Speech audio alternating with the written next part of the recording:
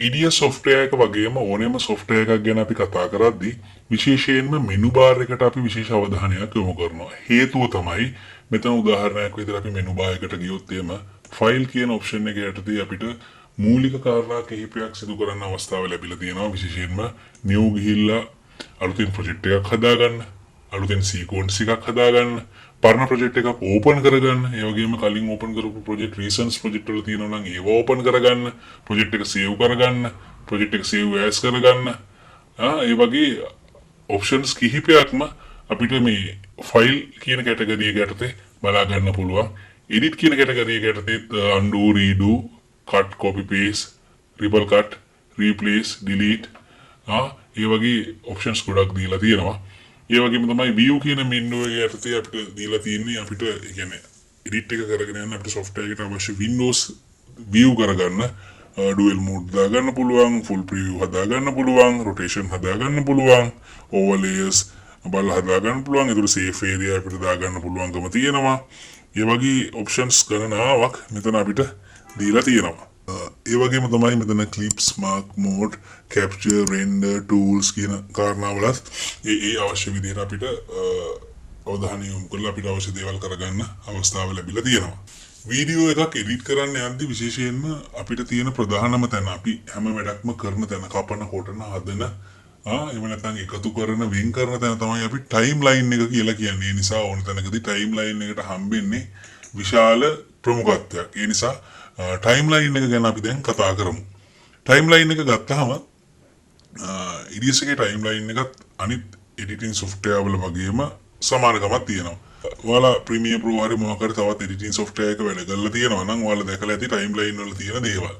ඒ සියලුම කාරණා මේ ටයිම්ලයින් එකේදීත් අපිට දැක් ගන්න පුළුවන්. විශේෂයෙන්ම වීඩියෝ ලේයර්ස් තියෙනවා, ඔඩියෝ ලේයර්ස් තියෙනවා, ටයිටල් එහෙම නැත්නම් ටෙක්ස්ට් දාන ලේයර් එකක් වෙනම EDIUS වල අපිට දීලා තියෙනවා.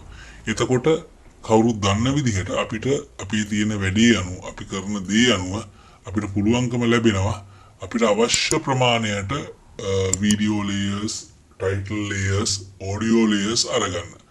උදාහරණයක් විදිහට අපිට මෙතන ගිහිල්ලා right click කරලා add කියන එකට ගිහිල්ලා add audio track above, add audio track below කියලා දෙකක් පෙන්වනවා. එහෙම අපිට අවශ්‍ය නම් audio track අපි හිතන්න 10ක් 5ක් දාගන්න ඕන නම් අපිට අවශ්‍යතාවයකට 5 කියන එක දැම්මම පස්සේ වලට පේනවා ඇති පල්ලයට audio tracks 5ක් එකතු වුණා. ඒ වගේම අපිට video tracks ඕන නම් add ගිහිල්ලා add video track above, add video track below කියන එකට ගිහිල්ලා අපිට පුළුවන් 5ක් උදාහරණයක් විදිහට හිතලා අපි ගත්තා නම් 5ක් හරි 10ක් හරි 100ක් හරි අපිට අවශ්‍ය ප්‍රමාණය add කරගන්න අවශ්‍යතාවය හැකියාව මෙතනින් අපිට EDIUS ලා සම්පාදනය කරලා දීලා තියෙනවා. ටයිම්ලයින් එක ගැන කතා කරොත් මේ ලේයර්ස් ටික ගැන කතා කරනවා වගේම මෙතන තියෙන මේ අයිකොන්ස් ටික ගැනත් කතා කරන එක විශේෂයි කියලා මම හිතනවා.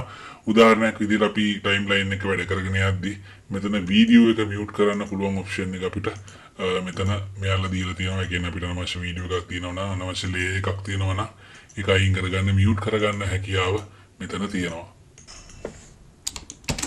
ටයිම්ලයින් එක ගැන අපි කතා කරද්දී තවත් විශේෂ කාරණා කිහිපයක් ගැන අපි කතා කර යුතුම වෙනවා.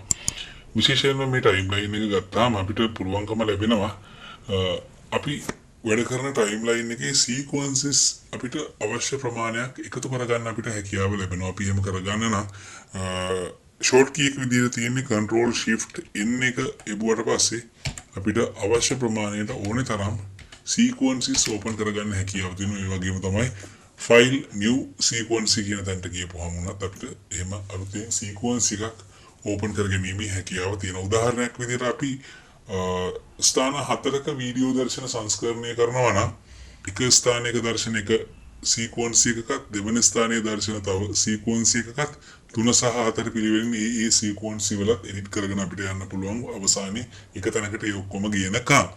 විශේෂයෙන්ම අපි ටයිම්ලයින් එක ගැන කතා කරද්දී මෙන්න මේ මෙතන මේ ඉහිට මෙහිට යන කාරණාව මේක ගැන ගොඩක් අය දන්නේ නැහැ. හැබැයි මේකට අපි කියන්නේ current time indicator කියලා. මේ current time indicator එක හරහා තමයි අපි වීඩියෝ එකේ මෙහා යන්නේ. ඒ වගේම වීඩියෝ එකට මොන හරි දෙයක් කියන්නේ කපනවා නම්, කට් කරනවා නම්, වීඩියෝ එකක් ඉන්සර්ට් කරනවා නම්, වීඩියෝ එකක් කොපි කරනවා නම්, මේ දේවල් කරගෙන යන්න පහසු වෙන්න තමයි මේ current time indicator එක අපිට හම්බෙලා තියෙන්නේ. විශේෂයෙන්ම sequence එකට ගියාට පස්සේ අපිට මෙතන options 4ක් පෙන්වුම් කරලා තියෙනවා. මේ option 4 ගැන අපි අනිවාර්යයෙන්ම දැනගන්න ඕනේ. මෙතන තියෙනවා toggle insert override mode කියන එක. මේකෙදි කරන කාරණාව මොකද්ද කියන එක මම කෙටියෙන් පැහැදිලිව කියලා දෙන්න බලාපොරොත්තු වෙනවා. උදාහරණයක් විදිහට අපි හිතන්න මෙතන ධම් ඒ කියන්නේ මේ තැඹිලි පාටට හුරු මේ insert mode එක නම් තියෙන්නේ. insert එකක් වෙන්නේ කොහොමද කියන එක තමයි මම මේ කියලා දෙන්න හදන්නේ. අපි වීඩියෝ ෆයිල් එක වැඩ කර ඉන්නවා නම් උදාහරණයක් විදිහට අපි හිතමු මේ වීඩියෝ ෆයිල් එකේ අපිට මෙතන ඉඳන් අපිට මෙන්න මේ විදිහට අපි මේ මැද කියලා අයින් කර ගන්නවා. අපිට දැන් මේක අවශ්‍යයි කියලා හිතන්නකෝ අපිට මෙන්න මේ හරියට අපිට මේ දෙවෙනි ක්ලිප් එක මෙන්න මේ මම පෙන්නන කරන්ට් ටයිම් ඉන්ඩිකේටර් එක තියෙන තැනට ගේන්න. දැන් අපි ඉන්සර්ට් මෝඩ් එකේ මේ ක්ලිප් එක ගෙනල්ලා මේ කරන්ට් ටයිම් ඉන්ඩිකේටර් එක තියෙන තැනට මෙන්න මේ විදිහට ගෙනත් දැම්මොත් එහෙම වෙන්නේ අර කලින් තිබුණු වීඩියෝ එක උඩට තමයි මේ අපි ගෙනත් දාන වීඩියෝ එක වැටෙන්නේ. ඔන්නවලට තවත් උදාහරණයක් විදිහට දුන්නොත් මෙන්න මෙතන දැන් මෙතන තව මේ වීඩියෝ කැලක් මෙතන වෙනම තියෙනවා. හැබැයි මම පිටිපස්සේ තියෙන එක මේ කරන්ට් ටයිම් ඉන්ඩිකේටර් එක තියෙන තැනට ගෙනල්ලා ඩ්‍රොප් කරොත් එහෙම වෙන්නේ අර තියෙන එක මැකිලා තමයි ඒ උඩට වැටෙන්නේ. කියන්නේ එතන වෙන්නේ ඕවර්රයිට් වෙන වැඩක් තමයි වෙන්නේ. කියන්නේ ඕවර්රයිට් මෝඩ් එක තමයි මෙතන ඔන් වෙලා තියෙන්නේ. ඒ වගේම තමයි අපිට මෙතන පුළුවන් ඕවර්රයිට් මෝඩ් එක ඕෆ් කරලා toggle insert mode එක on කරගන්න. එහෙම වුණාම මෙතන මේ අයිකොන් එක ඔයාලට පේනවා ඇති නිල් පාට වෙනවා. එහෙම වුණාම වෙන්නේ මෙන්න මේ විදිහට අපිට දැන් තව ක්ලිප් එකක් ගෙනල්ලා මෙතන දැන් කලින් නම් ඒක අයින් වුණානේ. දැන් ඔන්න එතෙන්ද අපි ගෙනල්ලා මේ ක්ලිප් එක තිබ්බොත් වෙන්නේ ඔයාලට පේනවා ඇති අතනින් අයින් වෙන වීඩියෝ ක්ලිප් එක මම ගෙනත් තියෙන වීඩියෝ ක්ලිප් එකේ පිටිපස්සට යනවා. ඔන්න බලන්න. මේක දැන් මම ගෙනල්ලා මෙතන තිබ්බොත් එහෙම මෙතන ගෙනල්ලා තිබ්බොත් ඕවර්රයිට් වීමක් සිදු වෙන්නේ නැහැ. අරක පිටිපස්සට යනවා. ඒ කියන්නේ අපි එඩිට් එකක් කරගෙන යන වෙලාවට ඔය කාරණා දෙකම වැදගත් වෙන අවස්ථා තියෙනවා. අපිට ඕවර්රයිට් කරගන්න වෙන වෙලාවට ඕවර්රයිට් මෝඩ් එක ඔන් කරගෙන ඕවර්රයිට් මෝඩ් එක එඩිට් කරගෙන යන්න පුළුවන්. එහෙම නැත්නම් නම් අවශ්‍යතාවය අනුව toggle insert mode එකේ editing කරගෙන යන්න පුළුවන්. ඒ වගේම තමයි ඊට පස්සේ මෙතන තියෙනවා මෙන්න මෙහෙම option එකක් set ripple mode. එතකොට මේක අපි short key එක විදිහට දීලා තියෙන R අකුරෙන් අපිට ඒක on කරගන්නත් off කරගන්න මෙන්න මේ විදිහට හැකියාව තියෙනවා. මෙතෙන්දි කෙරෙන්නේ අපි දැන් උදාහරණයක් විදිහට දැන් මේ මැද තියෙන ක්ලිප් එකක් අපිට අයින් කරගන්න ඕනේ වුණොත් එහෙම අපිට පුළුවන් මේක සිලෙක්ට් කරලා ඩිලීට් කරලා අයින් කරගන්න. එතකොට මෙතෙන්ද කිසිම වෙනසක් සිද්ධ වෙන්නේ නැහැ. මැද ඒ විදිහටම හිඩස තියෙනවා. එතන මැද ඒ විදිහටම ඊට ප්‍රස්තාව තියෙනවා. හැබැයි උදාහරණයක් විදිහට අපි දැන් මෙතන මේ මෝඩ් එක ඔන් කරලා ඒ කියන්නේ රිපල් මෝඩ් එක ඔන් කරලා මේ මෙතන මේ ක්ලිප් එක ඩිලීට් කරොත් මොකද වෙන්නේ කියලා බලන්න ඕන බලන්න. ඒ කියන්නේ ප්‍රීමියර් ප්‍රෝ එකේ අපි එඩිට් කරගෙන යද්දී අපි රිප ඩිලීට් කරනවා වගේ මෙතනින් අපි යම් දෙයක් මැද්දෙන් කැලලක් අයින් කරොත් මුල සහ මැද එකට වෙලා ඒ ක්ලිප් දෙක එකතු වෙනවා.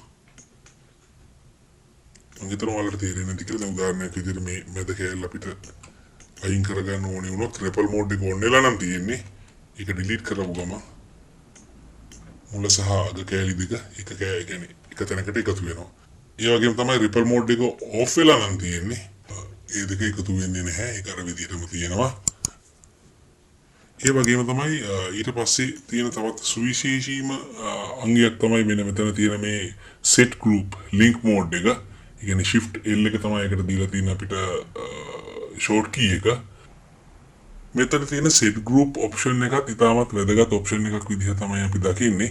විශේෂයෙන්ම මේ option එක කරා අපිට පුළුවන් අපිට අවශ්‍ය clip එකක් select කරලා මෙතනින් ungroup කරන්න. ungroup කරාට පස්සේ අපිට video layer එක වෙනමත් audio layer එක වෙනමත් අරගෙන අපිට සංස්කරණය කරන්න හැකියාව තියෙනවා. මොකද සමහර වෙලාවට අපිට visual එකක් ඕනේ වෙන තැනකට audio එකක් අවශ්‍ය නොවෙන්නත් පුළුවන්.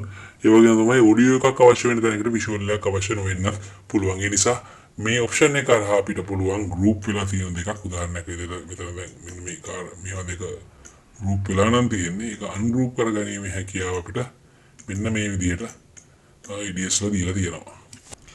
ඒ වගේම තමයි sequency එකේ තියෙන මෙන්න මේ snap to event කියන option එකත් විශේෂ option එකක්.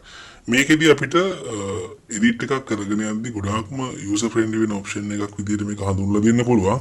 ඒකට හේතුව වෙන්නේ දැන් උදාහරණයක් විදිහට අපි එඩිට් එකක් කරගෙන යද්දී අපි visual clips, audio clips, photos එහෙම අරගෙන යනවා ටයිම්ලයින් එකේ.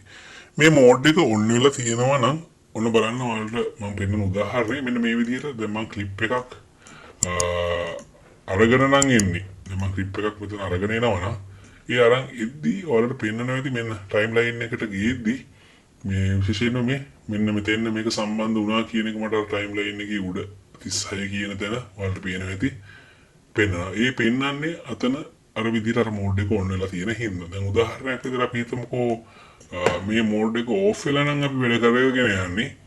මෙන්න මේ විදිහට මම එතෙන් එක ගෙනාවා කියලා මට කොහෙවත් ටයිම්ලයින් එකේ පෙන්නන්නේ නැහැ.